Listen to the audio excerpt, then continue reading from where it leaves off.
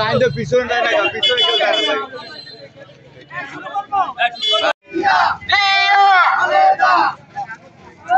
আমাদের সামনে একটা লোক রেখে যাতে আমরা আবার দিয়ে ট্রাকের তলে না পড়ি।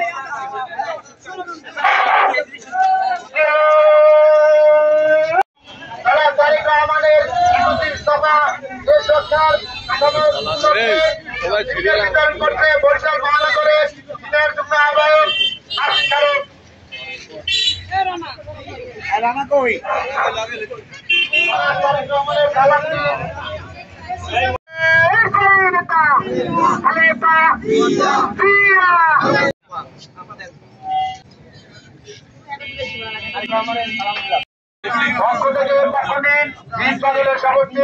নতুন প্রধানমন্ত্রী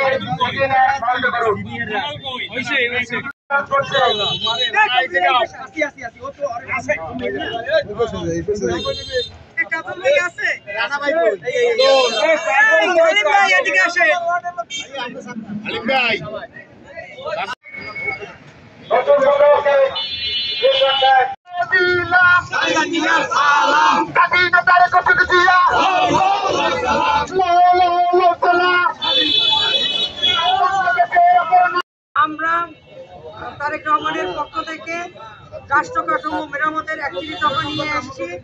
আমরা আগামী দিনে এই 31 দফার মধ্যে রয়েছে আমাদের আগামী দিনের রাষ্ট্র কিভাবে গঠন হবে সেই ফর্মুলা।